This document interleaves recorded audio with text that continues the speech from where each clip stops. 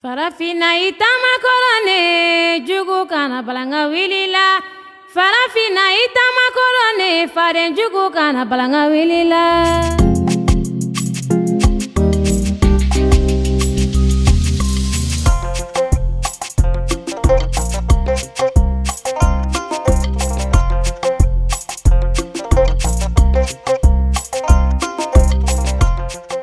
Bienvenue à votre émission Les Clés du développement. Les Clés du développement, vous le savez, consacrent une série d'émissions à la thématique de l'économie de la culture. Il s'agit de montrer comment la culture, les industries culturelles peuvent jouer un rôle important dans le développement économique et dans le progrès social. Une fois n'est pas coutume, commençons ce numéro par une anecdote. Une anecdote qui se passe à Londres en mai 2022 à l'occasion de la remise du prix Pritzker à Diébiedo Francis Kéré, le compatriote burkinabé qui est lauréat de cet important prix. C'est le prix le plus prestigieux au niveau mondial en matière d'architecture. À l'occasion de la remise de ce trophée, une soirée privée est organisée en hommage à Francis. Et dans cette soirée, à un moment donné, il y a une prise de parole qui s'organise autour de la table. Prise de parole très simple pour dire des mots amicaux, mais aussi des mots d'hommage à Francis Kéré. À son tour de parole, le cinéaste ghanéen qui vit à Londres, John Akomfa, raconte une histoire. Une histoire qu'il a vécue, qui est arrivée en 1987 au Burkina Faso lors du Festival panafricain du cinéma de Ouagadougou. Que s'est-il passé? John Akomfa, donc, jeune cinéaste, avec tous les autres cinéastes, les grands cinéastes africains de l'époque, rend donc visite à Sankara. Et pendant qu'ils s'attendent à lui poser plusieurs questions, c'est plutôt l'inverse qui se produit. Sankara prend la parole et commence à les questionner. Qu'est-ce qu'ils vont apporter à l'Afrique? Comment ils vont inventer l'Afrique? Quelle est l'Afrique de demain? Comment ils voient cette Afrique de demain? Comment ils vont contribuer à créer cette Africaine de demain? Il finit l'anecdote en disant ceci. 35 ans après, il a une réponse claire et évidente à la question de Sankara. En d'autres termes, pour lui, le travail de Diébiedo Francis Kéré est une réponse aux interrogations du président Sankara. 35 ans après donc, Francis, par son travail, ancré dans les communautés, ancré dans sa société, au service des communautés, son travail de leadership en écologie, son travail d'architecture sociale et écologique, est une réponse au questionnement de Sankara. Comment ne pas penser que Sankara aurait été tout à fait satisfait de voir le travail de Francis Kéré comme étant une réponse à sa question de savoir que peuvent les architectes, les cinéastes, les artistes à l'invention de l'Afrique. Vous aurez donc bien compris. La thématique de ce numéro des clés du développement porte sur l'architecture. Dans quelle mesure l'architecture peut-elle contribuer au développement économique et social de l'Afrique? Et bien évidemment, vous l'aurez également compris, nous allons faire ce numéro en nous appuyant sur le travail symbolique exemplaire de Francis Kéré.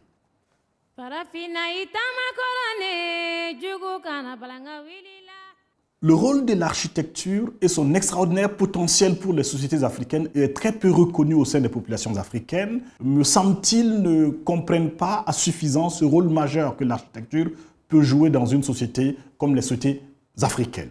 Ce rôle est loin d'être évident, y compris dans le pays de Francis Kéré, le premier Africain à avoir reçu le prix Pritzker.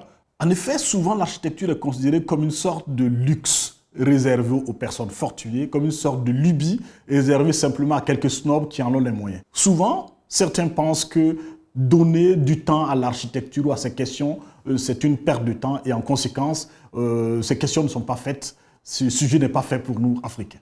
Dans la pratique, bien que le recours à l'architecte se développe, il reste très peu courant. L'anecdote d'un jeune architecte qui m'a été rapportée illustre, me semble-t-il, bien la perception qu'on a de l'architecte dans nos sociétés. C'est l'histoire du jeune qui rentre donc de ses études en Europe et qui rencontre le père de son ami d'enfance.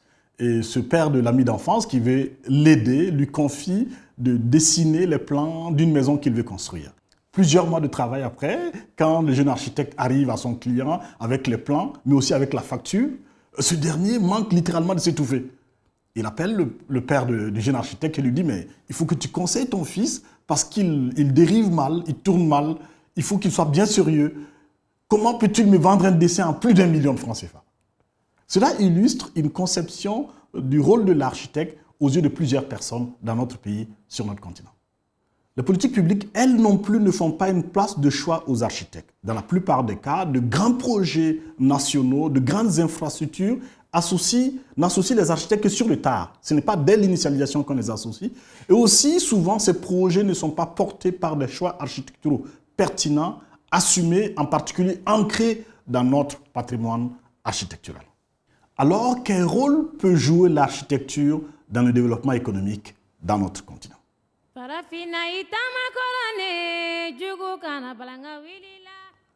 D'abord, qu'est-ce que l'architecture? L'architecture, c'est le premier des arts. C'est le premier des arts qui est l'art de construire des bâtiments, des maisons, des immeubles, en faisant en sorte qu'on tienne plusieurs contraintes. Les contraintes de fonctionnalité, les contraintes techniques, mais aussi les contraintes esthétiques pour le beau, mais aussi les contraintes réglementaires, les lois en matière de construction, tout en respectant les aspects sociaux et les aspects environnementaux.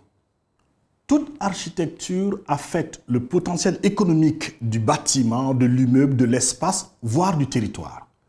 En conséquence, l'architecture peut être un instrument important de développement économique. Examinons donc quelques-unes des contributions spécifiques que l'architecture peut apporter au développement économique et au progrès social.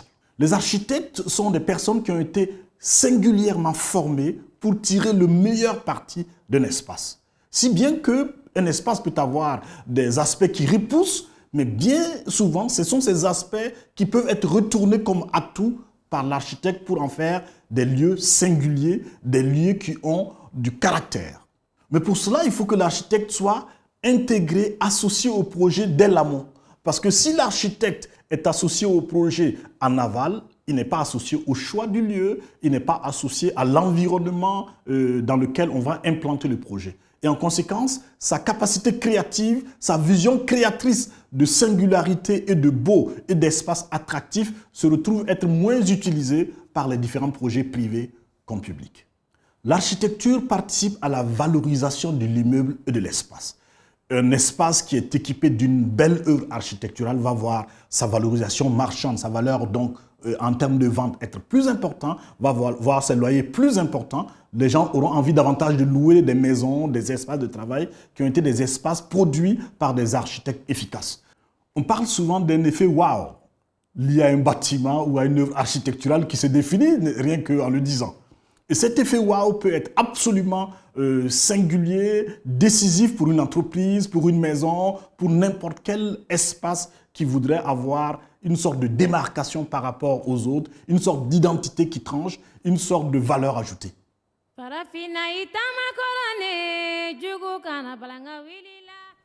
L'architecture est également un excellent moyen d'attractivité touristique dans un territoire.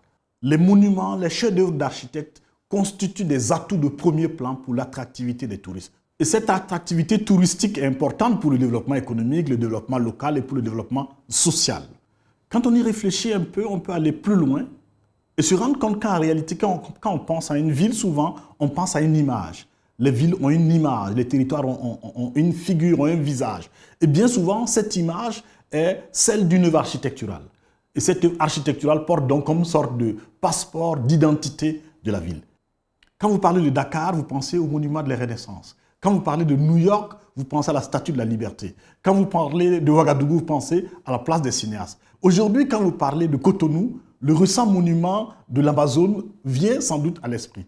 Il y a des images fortes comme ça qui montrent comment est-ce qu'une œuvre d'architecture peut participer au branding d'une ville. Le 5e pont à Abidjan a suscité un élan de sympathie de la part des Ivoiriens, en particulier sur l'Internet. Certes, le développement économique tient davantage aux capacités acquises pendant la construction d'un pont qu'au pont lui-même. Les capacités acquises, j'entends par là les capacités économiques, financières, artistiques, managériales, politiques, techniques, ainsi de suite, qui sont donc des capacités qui restent et qui vont bénéficier à d'autres projets durablement dans le pays. C'est ça qui est davantage le développement que le pont, mais on le sait, ce pont peut devenir, encore une fois, un symbole important. Il va avoir sa place dans des films, dans des téléfilms, dans des clips de musiciens pour montrer un nouvel Abidjan, pour montrer du rêve, pour vendre du rêve. Pour en revenir à Diébiedo Francis Kéré, ses œuvres, notamment son école de Gando dans son village, son hôpital à Léo, des écoles à Koudougou, à Dano, le site de Loango dans la périphérie de Ouagadougou, ainsi de suite. Toutes ces œuvres peuvent constituer un parcours touristique majeur qui va attirer des touristes du monde entier pour venir voir cela. Ce que je vais indiquer par là, c'est comment ce travail peut être un travail de branding de la nation burkinabé, comment le travail de Francis Kéré peut nous placer davantage dans le concert des nations. Les œuvres qu'il a faites au Mali, bientôt au Sénégal et au Bénin, mais aussi au Kenya, au Mozambique, en Ouganda, en Europe, en Allemagne et ailleurs dans le monde, sont des cartes postales de notre pays, sont des cartes postales de l'Afrique qui parlent autrement et qui parlent en bien de notre continent, de notre pays. Au-delà de ces aspects touristiques, la fierté que nos architectes peuvent insuffler à nos populations, l'enthousiasme qu'ils peuvent donner à nos jeunes sont un puissant viatique contre le désespoir et peut les engager dans l'invention de l'avenir, dans l'invention de la modernité africaine. Et bien évidemment, le travail de star architecte, donc d'une énorme star de l'architecture, n'est pas accessible à tous. Mais le bénéfice de l'architecture peut être profitable au plus grand nombre.